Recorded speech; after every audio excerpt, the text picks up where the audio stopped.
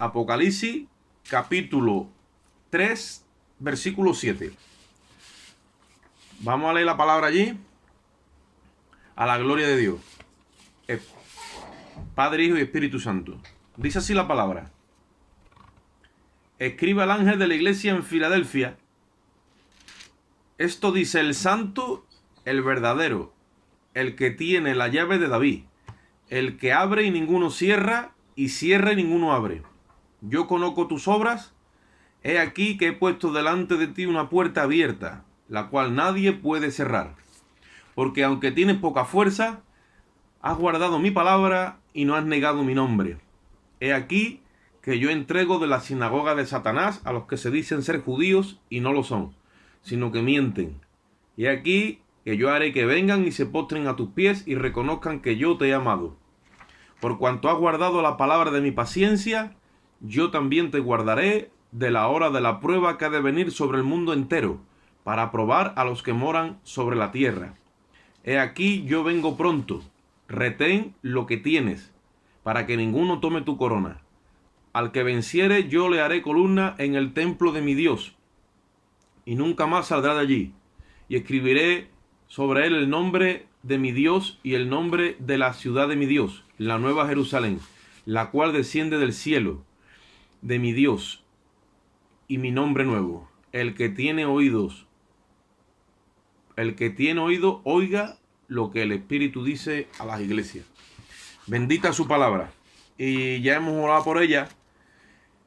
Y nos vamos a situar en el mensaje. ¿Sabéis? Venimos hablando, ¿vale? En esta línea de mensaje. El mensaje que el apóstol Juan, por orden de Jesucristo, le escribe a los 7 pastores o los 7 mensajeros de la iglesia del Asia. Y hemos dicho, y hemos redicho, que también esos 7 mensajes significan el periodo de la iglesia a lo largo y lo ancho de lo que son estos 2000 años de historia, podríamos decir, desde que la iglesia nació el día de Pentecostés, aunque la iglesia siempre estuvo en el corazón de Dios, porque la iglesia está injertada en Cristo, ¿de acuerdo?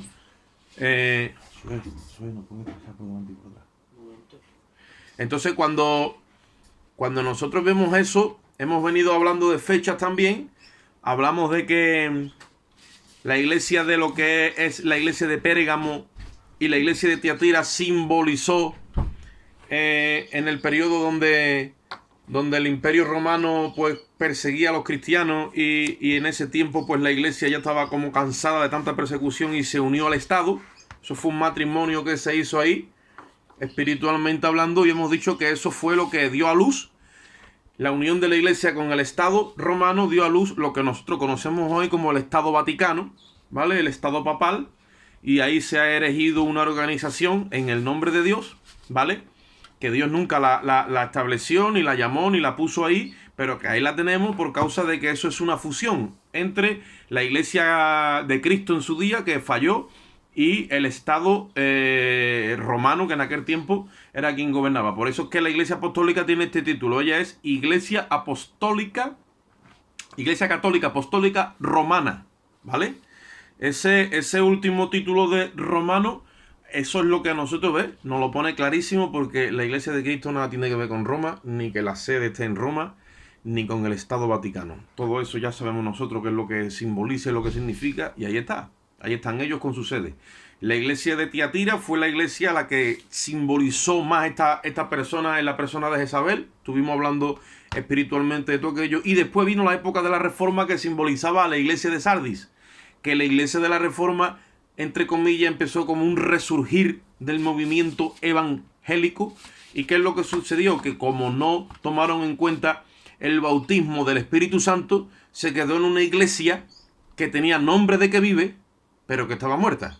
Acordaros que es lo que estuvimos hablando específicamente la semana pasada. Tú tienes nombre de que vive, pero ¿qué pasa? Estás muerto. Y en esa diferencia de la iglesia de Sardis, que es la iglesia de la Reforma, la iglesia del protestantismo, cuando Lutero surgió en Roma, aquí se metió en España. Bueno, ya sabemos que la Biblia que nosotros manejamos, que es la Caisiodoro de Reina y Cipriano de Valera, eran 2 monjes católicos que tradujeron del latín, porque la iglesia católica la tenía codificada en latín, la tradujeron al castellano, Y ellos eran 2 monjes católicos que tuvieron que huir a Suiza por causa de la persecución que se le vino en el tiempo de la Reforma, ¿vale? Entonces, John Wesley en Inglaterra surgió la Reforma. Pero ¿qué pasa? No fue una reforma donde miraron el libro de los Hechos y aquella iglesia apostólica que era llena del Espíritu Santo. Ellos no consideraron eso, sino que fue una protesta y una reforma contra lo que había establecido Roma. Entonces, no pusieron la mirada en el eje y en el proyecto bíblico de parte de Dios a través de las Escrituras. Resurgió la doctrina de la justificación, donde todos los hermanos empezaron a engancharse ahí. El Espíritu Santo tenía que honrar eso, evidentemente. Hubo salvación, pero no hubo la fuerza necesaria para llevar las cosas a su origen primitivo, que es lo que estamos nosotros intentando de hacer hoy como iglesia. ¿Qué ocurre? Vamos entonces a estudiar la iglesia de Filadelfia, porque la iglesia de Filadelfia es la única, juntamente con la de Esmirna, que el Señor no le reprocha nada. No hay censura contra Filadelfia. No le riñe, no le pone nada. ¿Por qué? Porque es símbolo de la iglesia que sí coge todo el consejo de Dios. No solamente la justificación, sino la presencia o el bautismo con el Espíritu Santo que recibieron aquellos primeros discípulos, donde recibieron esa fuerza para trastornar no solamente Jerusalén, sino todo el imperio y todo el mundo entero. Ellos donde llegaban, el Espíritu de Dios respaldaba sus vidas con señales, con prodigios, con milagros, con verbo, con visión, con capacidad, y ellos fueron los que verdaderamente iniciaron la obra, pero ya sabemos que todo se detuvo. Entonces a esta iglesia, el Señor en el versículo 7, después de esta introducción, le dice: escriba al ángel de la iglesia en Filadelfia y dile esto. Esto dice el santo. Mira cómo Dios se define a sí mismo. Esto dice el santo, el verdadero. Porque hay una iglesia que no es verdadera. Dice: el que tiene la llave de David, el que abre y ninguno cierra, y el que cierra y ninguno abre. Vale. Esta es una iglesia a la que Dios, desde el principio, le quiere dejar claro que como esta iglesia busca a Dios en el Espíritu, no está sujeta, no es una iglesia que prioriza pertenecer a una organización o pertenecer a una institución, sino que busca a Dios en el Espíritu. Ella sabe que por encima del alto, como yo siempre digo, hay uno más alto, que ese es nuestro Señor Jesucristo, y donde quiera que sea en el mundo entero, en cualquier parte que sea, ya esté dentro de una organización o esté fuera de una organización, ya haya cometido muchos pecados o haya cometido poco, en el momento en que una persona invoque el nombre del Señor, dice la Biblia, que es salvo. Esa es la iglesia auténtica, que está siempre mirándolo a Él, ¿vale? Y que no prioriza o no tiene una prioridad de que hay una jerarquía, que la hay, ¿vale? Que hay una organización, que la hay, que hay una institucionalización, que le da mucho protocolo a todo lo que es lo de afuera. Lo de afuera viene en su momento y en su tiempo si está bien organizado, pero lo que verdaderamente tiene valor en la vida del cristiano arrepentido o en la vida de la iglesia de Jesucristo es lo de adentro. Porque si lo de adentro no está bien, entonces afuera tú me pones todos los andamios que quieras. Tú por fuera me lo pones como quieras. Nada tiene valor y nada tiene sentido. Entonces, esta es la iglesia que el Señor le recuerda que el que tiene las llaves es Él. Y cuando Dios abre, por más que los hombres quieran cerrar, esa puerta se queda abierta. Y a esta iglesia la puerta se la ha abierto Jesucristo. Y es una puerta que nosotros vamos a ver hoy por el Espíritu. Es una puerta que Dios ha puesto delante de esta iglesia y nadie la va a cerrar, porque es una iglesia que no ha desechado ninguna parte del consejo, pero que prioritariamente, ¿vale?, es la puerta de buscar la presencia de Dios. Es una iglesia que entra al santuario de Dios por el Espíritu. No es una iglesia que se conforma a tener un culto los domingos o un oficio religioso, sino que es una iglesia que en la intimidad de cada hermano tenemos que entender que la prioridad en nuestras vidas es tener comunión con Dios por el Espíritu. Es una iglesia que busca la presencia, que sabe llegar a su presencia, como nosotros cuando orábamos los martes, ahora lo estamos haciendo los viernes, lo hacemos como cuerpo de Jesucristo, lo hacemos como un solo hombre y nos encajamos en la misma presencia de Dios, porque dice la Biblia que estamos sentados en lugares celestiales juntamente con Cristo. Mira donde Dios nos ha situado. Y entramos, dice la Biblia, al trono de la gracia. Dice: acercaos pues confiadamente donde al trono de la gracia, porque hallaréis gracia y misericordia para el oportuno socorro. Y hemos conocido que esa puerta nos la ha abierto Él y que entramos no en nuestro nombre, sino en el nombre de la de Él. Hay muchos hermanos en la fe en el día de hoy que pertenecen a organizaciones pequeñas y grandes, instituciones pequeñas y grandes, mucho protocolo, mucho formalismo, mucha pompa y mucho de todo, sí, pero no tienen presencia de Dios en su vida. No entran a la presencia de Dios. No tienen sustancia del Espíritu en su vida ninguna, ni movimiento de las Escrituras, ni saben cómo es que el Espíritu se mueve en esto. No tienen guianza, no tienen revelación, no tienen oficio en el manejo de las Escrituras, no conocen el carácter de Dios. Cero. Ahora tú los ves y por fuera están inmaculados, van para el cielo, están llenos con la aureola de la gloria de Dios. Pero cuando tú te sientas a hablar con ellos, están más secos que una mojama.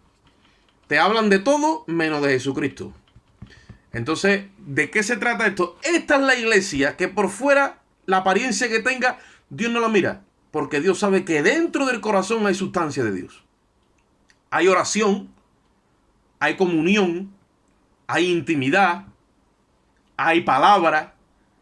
No solamente lectura, sino lectura comprensiva, hay estudio, hay deseo de profundizar la presencia de Dios, hay inconformismo a las cosas del mundo, hay inconformismo a la religión, todo el tiempo se quiere más, todo el tiempo tiene que haber una sed cada vez más fuerte, como el salmista decía: mi alma tiene sed de ti. Como el siervo brama por las corrientes de las almas, así clama por ti, oh Dios, el alma mía. Es una iglesia que continuamente está buscando la presencia de Dios. Y a esa iglesia, que es Filadelfia, el escritor, que en este caso es Juan, le dice y se le presenta, Jesucristo se le está presentando como el que tiene la llave, dice, de la casa de David. Yo voy a pedir que vengáis un momentito conmigo, ¿vale? Solamente un momentito. A Isaías capítulo 22, para que ustedes cojáis un poquito de más noción a lo que se está refiriendo cuando dice el que tiene la llave de la casa de David. Isaías 22, 17.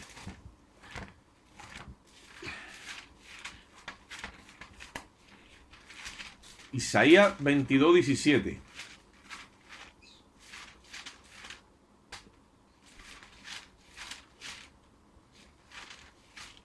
Voy a leer allí un momentito.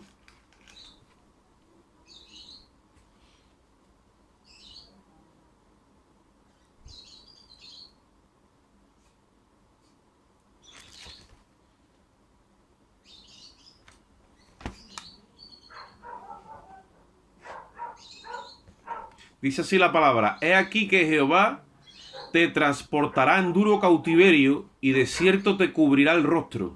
Te echará a rodar con ímpetu, como a la ola por tierra extensa. Allí morarás y allí estarán los carros de tu gloria, oh vergüenza de la casa de tu Señor. Esto es una profecía que Dios está trayendo sobre el pueblo de Israel, en este caso, sobre un rey que no hizo lo correcto y será sustituido por otro. Pero mira, dice, está hablando del juicio que le vendría a Israel cuando fue transportado 70 años a Babilonia. Dice: en aquel día llamaré a mi siervo Eliaquín, hijo de Hilcías, y lo vestiré de tus vestiduras, y lo ceñiré de tu talabarte, y entregaré en tus manos tu potestad, y será padre y morador de Jerusalén a la casa de Judá. De Judá. Dice: y pondré la llave de la casa de David. ¿Veis? Y pondré la llave de la casa de David sobre su hombro, y abrirá y nadie cerrará, y cerrará y nadie abrirá. Esa palabra es profética y es tipo de Cristo, porque Cristo es tipo de David y es el que tiene la llave, incluso el que tiene ahora mismo la llave del Hades y de la muerte, para que ustedes vean hasta donde nuestro Señor Jesucristo como hombre ha ganado todo lo que perdió Adán y todo lo que perdieron los que vinieron antes de nosotros. Y él es el que tiene la llave de la casa de David, porque David fue el que verdaderamente después de Dios morar en tiendas, por aquello que tuvo Moisés, que levantaba el tabernáculo en el desierto, David fue el primero que tuvo el deseo de levantarle casa a Dios, ¿vale? Y dice que esta llave la pondría sobre este hombre, sobre su hombro, y abrirá, y nadie cerrará, y cerrará, y nadie abrirá. Y lo hincaré como clavo, dice, en lugar firme, y será por asiento de honra a la casa de su padre. Está hablando de la soberanía de Dios, en el sentido de que cuando Dios tiene una llave, que en este caso está usando como símbolo la llave de la casa de David, ¿vale? Cuando Dios tiene una llave y se la entrega a alguien, ya puedan los hombres ponerse como se pongan. Si esa llave te la entregó Dios, esa llave no te la quita nadie. Acordaros lo que dijeron al apóstol Pedro. Te daré las llaves, dice, del reino de los cielos. Y cada vez que Pedro predicaba y hablaba, le abría el reino a cualquier alma. Porque los que tenían en su corazón la Torá, cada vez que le predicaban la Torá a las personas, le cerraban el cielo. Y Jesús le dijo: ustedes ni entráis vosotros ni dejáis que nadie entre. Y cuando Jesús se levantó, le dio la llave a Pedro. Y Pedro predicó el primer mensaje y se convirtieron 3.000 personas. Predicó segundo mensaje y se convirtieron 5.000 personas. ¿Por qué? Porque el deseo de Dios es abrir el cielo. No de cualquier forma, sino de una forma legal, a través de la cruz. Y este mensaje que Dios le está dando a Filadelfia, o al pastor de Filadelfia, que dice el que tiene la llave de la casa de David, cuando dice de la casa de David, simboliza la casa de Dios. La casa de Dios. Porque David edificó templo a Dios. Y la llave de la casa de Dios simboliza querer o tener la capacidad de tener acceso a la casa de Dios, que significa a donde mora su presencia. Que es lo que tiene la iglesia de Filadelfia, que Dios le ha abierto una puerta por delante. Dice en el versículo 8: yo conozco tus obras, y he aquí que he puesto delante de ti una puerta abierta, la cual nadie puede cerrar. ¿Quién ha abierto esa puerta? La ha abierto el Señor Jesucristo. Y la revelación para entrar por esa puerta nos la da el Espíritu Santo. Si nosotros fuéramos a Zacarías, que no vamos ahí, habla también de una promesa que hay sobre el pueblo judío que dice que el Espíritu de Dios, Jehová, en los últimos días derramaría espíritu de oración y de gracia sobre la casa de David. ¿Qué significa esto? Que cuando nosotros verdaderamente nos acercamos a Dios, a su presencia, es a través de ese espíritu de oración y de gracia, de ese favor inmerecido. ¿Por qué yo hago tanto énfasis en esto o vengo hablando tanto de esto? Porque la iglesia, cuando pierde el apetito por la oración, cuando la iglesia pierde el apetito por andar en la presencia de Dios, la iglesia sigue siendo iglesia, pero no tiene presencia. Entonces, ¿qué es lo que tiene? Tiene ritualismo, tiene ceremonia, tiene culto, tiene misa, tiene conocimiento, tiene muchas cosas, pero no tiene presencia. No tiene presencia.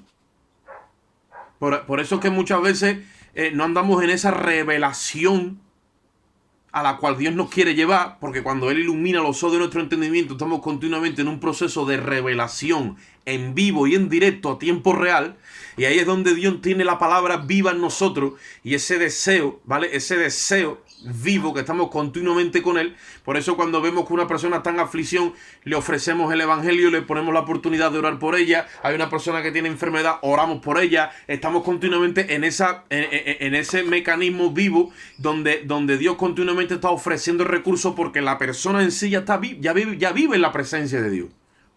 Dios nos da esa revelación, nos da esa sabiduría, esa inteligencia. Sabemos lo que va a pasar. Acordaros que estamos hablando en este tiempo que tenemos íntimo para nosotros. Esto no lo grabamos ni lo metemos por internet, pero estuvimos hablando en la última vigilia de los últimos tiempos. El otro día fue una bendición cuando nos quedamos después del culto, hablando de la profecía de los 120 jubileos, que es casi un calco de todo este sistema que está trayendo ahora el nuevo orden mundial a través de la Agenda 2030, que está clarísimo que va a pasar algo en estos últimos tiempos, en este transcurso del 2020, 2030, 2033, que ya es, digamos, fecha final para estos mismos satanistas, porque ellos tienen comunión con el mismo Lucifer y conocen la profecía, pero hay un evento que ellos y están provocándolo todo. La gente dice que el cambio climático es real y se lo tiene que creer porque hay una parte que es real. Lo que ellos no saben, que han tenido la capacidad, estas personas han tenido la capacidad de manipular todo el clima. Y el clima ahora, si hace calor o hace frío o pasa lo que pasa, la gente dice, no, mira, niegan esto. No estamos hablando de que se niegue. Estamos hablando de que hay una mano por detrás que ha llegado a tener todo el control de todo eso porque Dios en su misericordia se lo ha permitido. Pero hay algo que ellos no pueden fabricar. Ellos no pueden fabricar un evento que está a punto de cumplirse, que es el arrebatamiento de la iglesia de Jesucristo. Y nosotros vamos a ver que a esta iglesia se le da esa oportunidad y que simboliza a la iglesia que va a estar aquí en la tierra en los días del arrebatamiento. Entonces, cuando dice en el versículo 8, yo conozco tus obras y he puesto delante de ti una puerta abierta, la cual nadie puede cerrar, porque aunque tienes poca fuerza, has guardado mi palabra y no has negado mi nombre. Ahí es donde entra en función la persona y la obra del Espíritu Santo. Cuando tú muchas veces te sientes que no tienes fuerza, que el camino se hace demasiado largo, que estás invadido por la tentación del pecado, que viene la indiferencia muchas veces, viene la apatía, viene el desánimo, viene el desaliento. Pero si tú has sido ungido con el Espíritu Santo, siempre el Espíritu Santo al final se va a mover en ti y te va a llevar, y te va a sacar de ahí y va a tener, porque tienes poca fuerza, pero esa puerta sigue abierta y el Espíritu Santo te va a impulsar hacia ella. Jesucristo dice, yo soy el buen pastor y el buen pastor su vida da por las ovejas. Y cualquier oveja que tenga el sello del Espíritu Santo y que esté ungida por el Espíritu, donde quiera que te hayas quedado en el camino, tú empiezas a invocar el nombre del Señor y cuando tú menos te lo esperas, allí aparece la mano de Jehová, la mano del buen pastor, sacándote del hoyo como oveja que eres de él, sacándote del problema, sacándote de la situación, dándote nueva fuerza, dándote nueva visión, dándote aceite fresco, te prepara y otra vez te mete en el camino, porque es promesa de Dios. Muchos de los hermanos se creen que la prueba va a tardar mucho, que esto a lo mejor pasamos por la prueba y que esto nunca se va a acabar. No, Dios está desarrollando en nosotros todas esas capacidades que el mismo Cristo tiene. Dice la Biblia, os es necesaria la paciencia, para que habiendo hecho la voluntad de Dios, obtengáis la promesa. Hay pruebas que son de orden más temporal y hay pruebas que son de orden más que se dilatan en el tiempo, que tú dices, Dios mío, esto no se acaba nunca. Esto es tremendo. Una y otra te están dando formación a ti. Los que viven bajo las apariencias, al final van a reconocer la labor de los que están en la presencia de Dios. Mira lo que dice aquí. Versículo 9. He aquí que yo entrego de la sinagoga de Satanás a los que se dicen ser judíos y no lo son, sino que mienten. Y he aquí que yo haré que vengan y se postren a tus pies y reconozcan que yo te he amado. Es otra promesa que Dios le está dando a esta iglesia. Hemos dicho que la iglesia de Filadelfia es la que no se conformó a la reforma, sino que fue más allá y quiso tener el orden apostólico de la llenura del Espíritu Santo y de esa visión de ir a conquistar el mundo gentil. Número 1. Número 2, es la iglesia que sabe entrar a la presencia de Dios, que no necesita de un culto, ni de estar en un local específico, ni de estar en una religión, ni de que esté un pastor. Es una iglesia que porta la presencia en sí misma y donde quiera que esté, está exponiendo la palabra, está dando a conocer el carácter de Dios por su testimonio, está dando a conocer los tiempos futuros, porque la iglesia es la que tiene la profecía más segura, que es lo que está escrito. Y a esta iglesia se le da también otra promesa. Número 1, que aunque tiene poca fuerza, dice en el versículo 8, Dios no va a cerrar esa puerta porque no hemos negado el nombre del Señor. Y ahí vamos a sentir siempre el último empujón del Espíritu Santo. Y número 2, en el versículo 9, dice que entrega de la sinagoga de Satanás a los que dicen ser judíos. Eso tiene doble referencia. Está el judío y está el cristiano, evidentemente. Aunque el verdadero cristiano es judío dentro de sí, porque eso lo dice la Biblia en Romanos capítulo 8, versículo 28, que no es judío el que lo es exteriormente, sino el que lo es en el corazón, y no es circunciso el que lo es afuera, sino el que lo es en el espíritu. Entonces, hay mucha hipocresía, hay mucha mentira, hay mucha apariencia de gente que está instalada y metida en los grupos cristianos, ya sea católicos, protestantes, evangélicos, pentecostales, bautistas, dime la denominación que quiere. Gente que vive por las apariencias, pero que no tiene esa sustancia dentro de sí y que no está caminando hacia esa puerta abierta que Dios le ha abierto. Esta puerta simboliza, como os dije antes, de la iglesia, el tener la visión de la iglesia apostólica, la llenura del Espíritu Santo, la evangelización del mundo gentil y el deseo del regreso de Cristo. Porque el apóstol Pablo desde el principio está hablando de la venida del Señor. Y esta es una iglesia que continuamente está viviendo los tiempos. Aunque sigue trabajando, está mirando los tiempos. Hay muchos pastores, muchos líderes y mucha gente ahora que nos dice, no, hermano, hay que concentrarse en hacer la obra de Dios, pero los tiempos son de Dios y Dios sabrá. No, los tiempos son de Dios y nos la revela a nosotros y nos ha dicho unas señales. Por eso es que nosotros muchas veces hablamos de otras cosas, pero continuamente ustedes veis que yo vengo con la profecía. Y es la iglesia que como está continuamente mirando esa puerta que está abierta y entran muchas cosas por esa puerta porque es una puerta amplia que Dios nos ha abierto, es una panorámica para que veamos el plan de Dios y el proyecto de Dios a lo largo y lo ancho de las edades. Estamos hablando desde el Génesis hasta el Apocalipsis, todo lo que es la historia del hombre en la tierra. Esos 6000 años que están a punto de cumplirse, Dios nos ha abierto una puerta grande y ancha para que veamos todo. Ahí dentro también entra la esperanza o la bendita esperanza del arrebatamiento de la iglesia. Y ahí dice que Dios le va a permitir a esta iglesia que hay gente que te critica, que nos critica por muchas cosas. Al final van a tener que reconocer, dice, vendrán delante de ti, se postrarán a tus pies y reconocerán que yo te he amado. Cuando tú no desechas el consejo de Dios en ninguna de las áreas. Porque hay gente que ha desechado el Espíritu Santo, los dones del Espíritu, los dones de lengua, la revelación de la justicia de Dios, muchísimas cosas. Que son gente que dice que son judíos o cristianos, que se pongan el traje que quieran. Dice que Dios le promete a esta iglesia que vendrán y reconocerán que Dios ha amado a esta iglesia. Dios ha amado al perfil de esta iglesia. Dios ha amado porque es la iglesia, como lo repito, que tiene todas esas cosas, porque esa puerta grande está abierta y está continuamente recibiendo esa revelación, oye esto, a tiempo real. A tiempo real. Nosotros no nos hemos quedado en la verdad bíblica. No, estamos en la verdad presente. Y el presente de Dios no es cronos, también es kairos. Y el presente de Dios se nos revela a nuestro presente y nuestro presente llega al presente de Dios. Evidentemente estamos atrapados en una línea de tiempo que el griego lo llama cronos. Por eso es que dividimos el tiempo en horas, en días, en semanas, en meses y en años. Pues ahí Dios también nos ha dado la revelación de lo que viene. Por eso que la puerta es grande y está abierta para que entremos. ¿Qué es lo que sucede? Los tiempos se están poniendo feos. Son tiempos peligrosos, ya lo hemos hablado. Son tiempos finales y postreros. Y entonces a esta iglesia Dios le hace la promesa más linda que le pueda hacer dentro de todas las que le ha hecho. Y es en el versículo 10. Versículo 10 dice esto. Por cuanto has guardado la palabra de mi paciencia, yo también te guardaré de la hora de la prueba que ha de venir sobre el mundo entero para aprobar a los que moran sobre la tierra. Bendito sea el Señor Jesucristo y alabado sea su nombre. Dice, por cuanto has guardado la palabra de mi paciencia, es que cuesta y hay un precio que pagar, porque eso es que esa iglesia coge mérito, como yo compartí el otro día, la salvación es por gracia. Pero entrar al perfil de esa iglesia y ser arrebatado, hay un mérito, hay una dignidad que la iglesia otorga.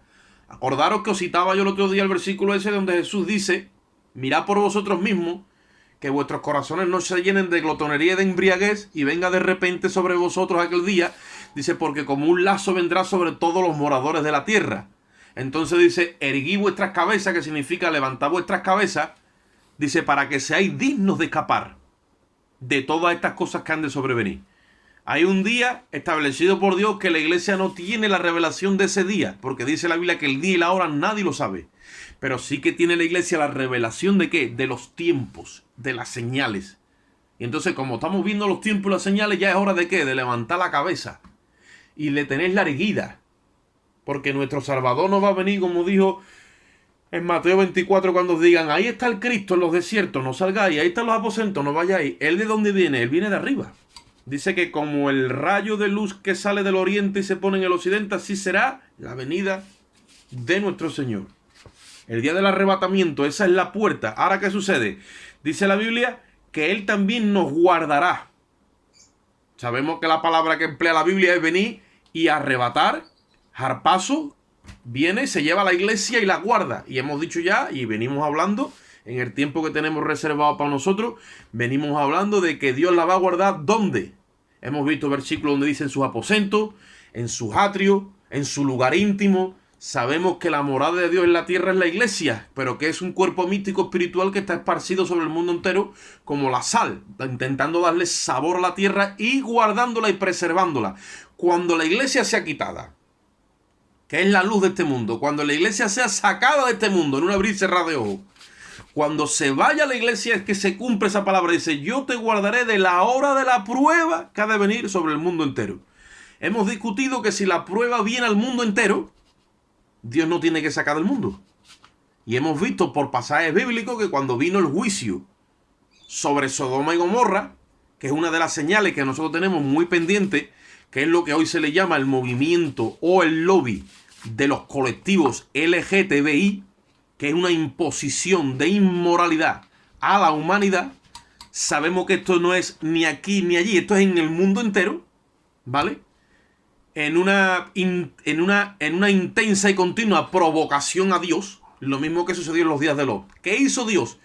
Dios sacó de Sodoma y de Gomorra a su familia, porque venía el juicio con fuego y azufre desde el cielo hacia todos estos habitantes por su inmoralidad. Pues Él viene a castigar a los moradores de la tierra por su inmoralidad, por su pecado, por su rechazo a la gracia y al evangelio de la gracia y al gesto que Dios ha tenido sobre toda la humanidad de poner a su Hijo en sacrificio vivo para que el mundo sea salvo. Todo eso llegará un momento que será cumplimentado, toda esa maldad va a topar delante de Dios, también como en los días del diluvio, va a llegar hasta arriba y Dios va a decir hasta aquí. ¿Qué sucede? Que el juicio, como se va a derramar sobre el mundo entero, Dios saca a la iglesia. En ese momento la luz es quitada de la iglesia. Por eso la profecía de Isaías dice, porque tinieblas cubrirán la tierra, mas sobre ti amanecerá la gloria de Jehová. Una vez que la iglesia es levantada, es quitada la luz, es quitada la sal. ¿Qué le espera a este mundo? Bueno, pues ya lo sabemos todo. Apocalipsis dice, ¡ay de los moradores de la tierra! Porque Satanás ha descendido con gran furia, sabiendo que le queda poco tiempo. Hablamos el otro día que a ellos le ha sido concedido ese territorio, ese espacio geográfico, geológico, sí, ese terreno geográfico de lo que nosotros conocemos como el espacio sideral, y ellos ahí operan.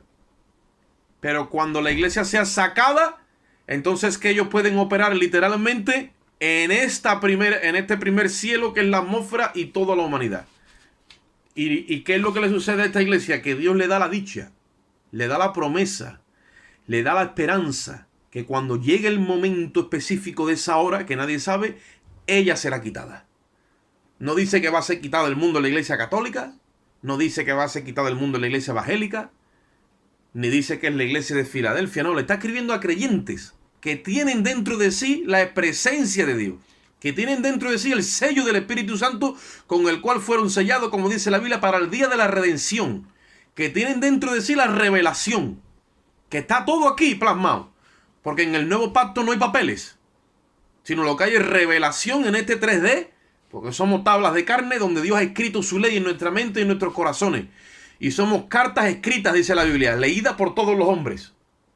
Epístolas abiertas, para que la gente nos lea a nosotros cuando hablamos, cuando predicamos, cuando nos expresamos, cuando gestionamos nuestra vida, cuando estamos con nuestra familia, cuando estamos con los compañeros de trabajo, cuando estamos con nuestros vecinos, cuando estamos en todos lados. Este es el testimonio, piedras vivas dice que hemos sido hechos. Aquí es donde la gente tiene que venir a leer, tiene que venir a consultar, tiene que venir a preguntar, tiene que venir a tocarnos si hace falta, porque la bendición está incluso en nosotros, incluso está en nuestras ropas, está en nuestra sombra. Dice la Biblia que el apóstol Pedro caminaba y la sombra de Pedro sanaba a los enfermos.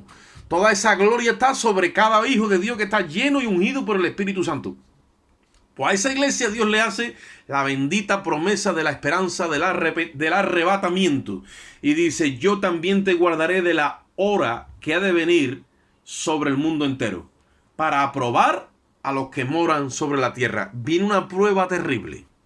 Ya sabemos también por la profecía que esa prueba empieza, no sabemos cuándo empieza específicamente porque no sabemos el día que la iglesia se va, pero cuando la iglesia se vaya, entonces que esa prueba empezará al poco tiempo y que tiene una duración de 7 años, donde se tienen que derramar sobre la tierra 7 sellos que va a abrir el Señor Jesucristo desde el mismo cielo, se tienen que tocar 7 trompetas, que la van a derramar los ángeles de Dios, y se tienen que derramar las 7 copas de la ira, que también la van a derramar los ángeles de Dios. Ninguno de esos juicios la iglesia lo sufrirá.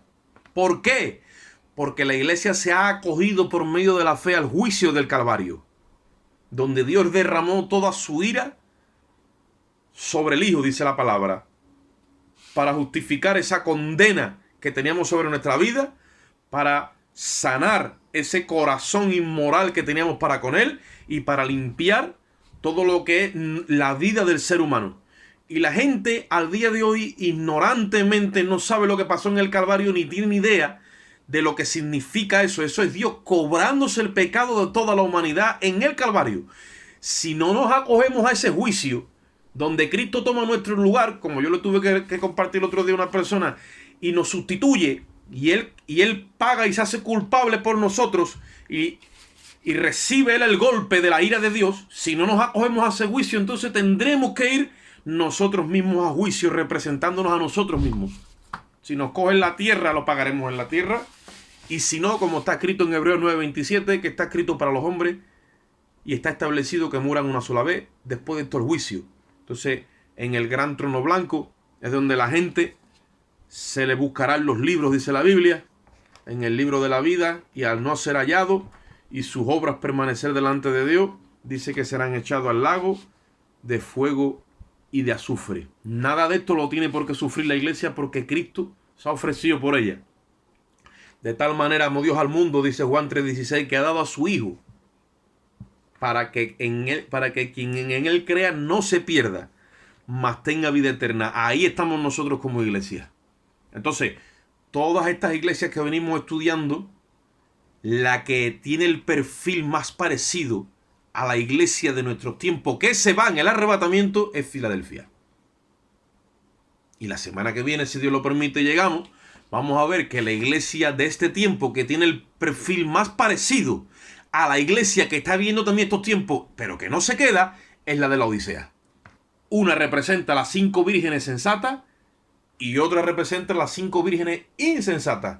Y en este tiempo Dios está llamando, está conformando a la iglesia, tanto de Filadelfia como de la Odisea, porque la semana que viene vamos a estudiar que Dios también le da esperanza y un tratamiento que es duro. Tomarte un tratamiento de medicina espiritual cuando ya la cosa está tan fea que hemos caído en tibieza, es duro, pero también hay esperanza, y lo vamos a ver. Y de la Odisea Dios también está sacando gente para Filadelfia, para que le coja la promesa que cuando venga el día y la hora, la iglesia sea guardada. La iglesia le pertenece a Cristo y Él viene y se la lleva. Harpazo dice que seremos arrebatados en un abrir y cerrar de ojos y seremos llevados al reino de los cielos. Y ya sabemos lo que va a pasar en todo ese momento. Eso va a ser una locura, ¿vale? Aparte de todas las cosas que están pasando, será una locura, porque ya todo el mundo pues empezará a pedir paz y seguridad. Las naciones empezarán a pedir paz y seguridad a los mandatarios de la tierra. Versículo 11. He aquí que vengo pronto, dice.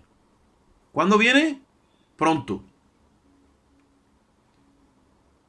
Eso lo dijo el apóstol Juan hace 2000 años. He aquí que vengo pronto, y han pasado 2000 años. Pero nosotros sabemos que ese pronto cada vez está más cerca.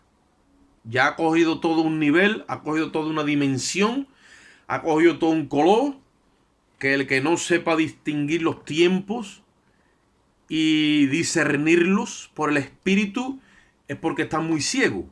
Porque sabemos de que el Señor viene pronto. He aquí que vengo pronto, dice, retén lo que tienes para que ninguno tome tu corona. La iglesia que es arrebatada, que es esta, o simboliza esta, para donde va es para el reino de los cielos, como yo compartí en la vigilia del viernes, donde hay un proceso de 7 años, pero claro, allí no se computa el tiempo como aquí. Tú puedes estar en la presencia de Dios un rato y cuando bajas aquí abajo han pasado 7 años, o incluso han pasado más.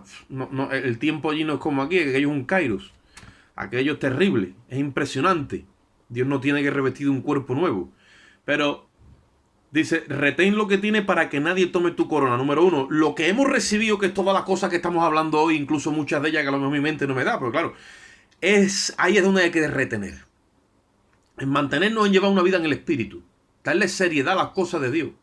Tener una comunión íntima con Él y un compromiso. No hace falta de que yo esté organizando las cosas o yo esté al frente, porque lo hago porque es mi responsabilidad y lo tengo que hacer. Pero que a ti no te puede estar moviendo ni una religión, ni un líder, ni, ni una denominación. Te tiene que mover el espíritu. Si te mueve el espíritu, él siempre te va a llevar esto. Siempre. Pues entonces dice, eso reténlo. No puedes perder eso. No te puedes echar a dormir. No puedes echarte a descansar. Bueno, estoy con los hermanos y creo que esta es la doctrina correcta, que estas son las personas que están bien situadas y estos son. No, no puedes relajarte. Tienes que ser vigilante.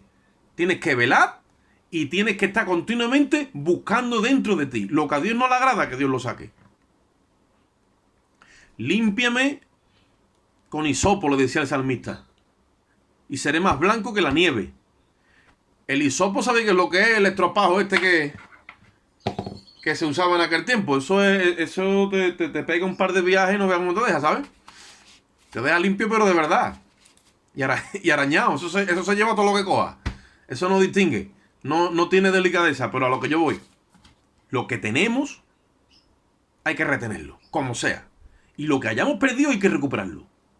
Porque mira, dice, para que ninguno tome tu corona. La iglesia cuando salga de aquí, que se formará aquí el lío, padre, que empezarán a firmar pactos de paz y seguridad, puede aparecer el anticristo ya de momento, no lo sé. Pero en ese momento ella va a la presencia de Dios y está allí presente cuando el Señor Jesucristo desata el primer sello y aparece aquí en la tierra el anticristo. El otro día en la vigilia lo veíamos. La iglesia está allí presente y le ha cantado un cántico al Señor, ahí en Apocalipsis 6 lo dice. Porque tú eres digno de abrir los sellos. Porque tú eres el que nos ha redimido con tu sangre. Y nos ha sacado de todo pueblo, de toda nación. De todo reinado. Porque tú, entonces la única que puede cantar ese cántico sabemos que es la iglesia. Y cuando acaben todos esos sellos, la iglesia, dice la Biblia, que entrará a un lugar que se llama el tribunal de Cristo. Donde allí va a ser juzgada su obra. No para condenación, sino toda la función que hemos hecho como creyentes, todo ese servicio será juzgado en el orden de Dios. Y Dios es un tribunal de recompensación de mérito y de honores. Dios va a honrar, va a alabar y le va a reconocer a sus siervos y a sus siervas su labor. Y allí habrá un repartimiento de corona. Por eso dice ahí que nadie tome tu corona. Ya está preparada la corona allí. Ya tiene tu nombre y tus apellidos. Y los que tienen que venir todavía para salvarse, allí está todo ya hecho. Porque lo que no sepa el cielo.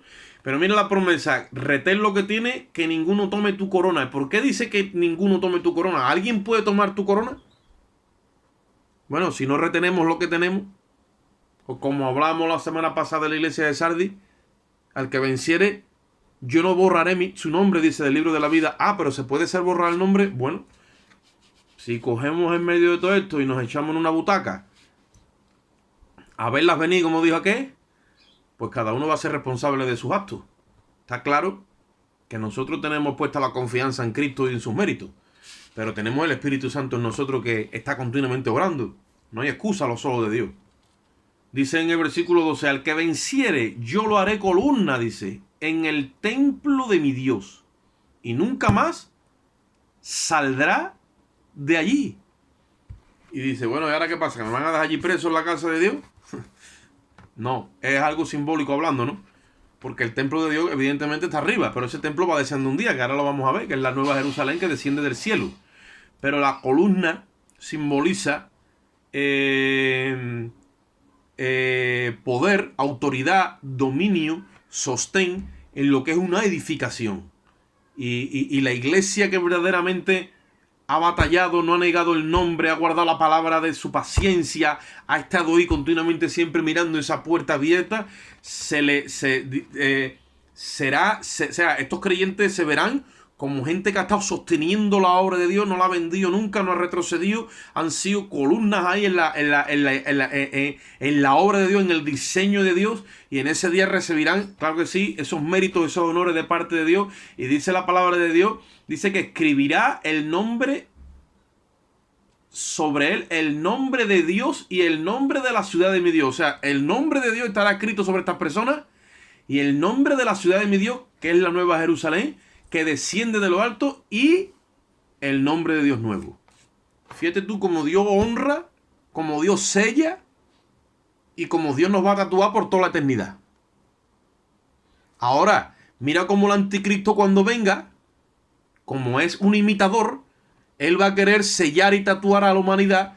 No sabemos si será con un chip, posiblemente, no lo podemos decir, pero dice la Biblia que cuando él haga su obra también de engaño y resucite de entre los muertos, impondrá a que todo el mundo, aquel que quiera trabajar y comprar y vender y pertenecer al sistema de este mundo, dice que tiene que tener su nombre puesto en la frente o en la mano derecha, el número de su nombre escrito. ¿Y de dónde saca el anticristo esa retajila? Porque es un imitador de Dios. Ahí lo tiene. Porque los vencedores de la iglesia van a tener el nombre de Dios siempre tatuado por siempre. Cuando venga el anticristo, ya la iglesia no estará. Habrá entonces un grupo aquí en la tierra que represente al pueblo de Dios, pero que ya no será la iglesia, ¿vale? La iglesia se fue con él, que en este caso serán 144.000 judíos, porque le falta a Dios. Ya sabéis que en el tiempo crono le falta una semana que se la debe Israel. Y entonces ellos serán los que tengan el nombre de Dios escrito en la frente, para competir con los que tengan el chío, la marca de la bestia. Y esta gente dice que son 144.000 judíos vírgenes, que no conocieron mujer, judíos naturales, ¿vale? Y ellos van a estar guiados o liderados por el ministerio de los dos profetas o los dos testigos. Dice en el versículo 13, el que tiene oído, oiga lo que el Espíritu dice a la iglesia. Ese versículo 13 aquí, ¿no? Esa expresión final se la dice el Señor a todos los pastores, a todos los mensajeros de las 7 iglesias. Siempre acaba igual. El que tenga oído. Bueno, pero ¿qué pasa? ¿Que yo no tengo oído? Dice en una versión católica antigua, dice, la fe viene por el oído. Y el oído viene por la palabra. ¿Qué sucede? Muchas veces tenemos el oído cerrado. Y cuando la palabra empieza a penetrarte, ella misma es la que te hace el oído. Es una broca que penetra hasta que ¡pa! Esa palabra cuela y se te mete a ti en tu espíritu y es la que te abre los ojos del entendimiento. Y te pone ahora en guardia y te pone en vela. Porque como no tenga oído, tú escuchas esto que estás escuchando hoy y escuchas la palabra millones de veces y por un lado, y como digo, como se suele decir, por un oído te entra y por otro sale. Porque no tiene el oído hecho al espíritu. El oído lo tiene que hacer la palabra hasta que te lo acomoda al espíritu. Llega un momento que ¡clac! Engancha y entonces se crea en cada uno de nosotros un deseo, hay un gusto, digamos, hay una gratitud en nuestro alma a ese mensaje que sabemos que Dios nos tiene que dar y que necesitamos de parte de Él. Esa es la iglesia de Filadelfia. Entonces, con esto y con lo que hablemos la semana que viene, que la vamos a unir a la de Filadelfia, pero prioritariamente esta es la iglesia que comprende el tiempo, digamos, en el crono, el tiempo de nuestra era, desde el 1750 aproximadamente, que ya fue cuando la reforma se acabó de apagar, aunque yo creo que nunca tuvo un fuego genuino, que es cuando la nación de Estados Unidos, digamos, se empezó a conformar también, porque la nación de los Estados Unidos es muy joven. Desde ese tiempo hasta ahora, que estamos en el 2023, 1750, hasta el tiempo de ahora que estamos viviendo, yo creo que es el tiempo que podríamos decir en la línea de tiempo, ¿vale? Es el tiempo que conforma a la iglesia de Filadelfia. Lo que ocurre que también tenemos que hablar de la Odisea, que aunque es una iglesia que no hemos hablado de ella, pero es que es la última, la 7ª iglesia, pues también la tenemos que meter en este tiempo, la Odisea. Así que voy a presentar este tiempo en oración, lo vamos a dejar en la presencia de Dios y vamos a parar aquí la administración. Padre, te doy gracias en esta bendita hora, Señor, por tu infinito amor y tu misericordia. Yo te ruego por esta palabra, Dios mío, para que tú la unjas de una forma especial y llegue, Dios mío, a los oídos de los oyentes con poder y unción y virtud, para salvar lo que está perdido, Dios mío, para sanar lo que está enfermo, para levantar lo que está caído, Dios mío, para avivar lo que se está apagando, Señor. para sacar de condenación a aquellos que están bajo condena, Dios mío, para en esta hora consolar a los que están, aleluya, sin consuelo, y para que sea edificada tu iglesia y tu pueblo, Dios mío. Te damos gracias de una forma especial, Señor. Ahora salimos de este lugar, pero no de tu presencia, ya que tú moras en nosotros, nosotros moramos en ti, Dios. Salimos con tu amor, la gracia de Cristo y la comunión y la dirección de tu Espíritu Santo. Y el pueblo dice... Y el pueblo dice... Amén. Gloria a Dios. Amén.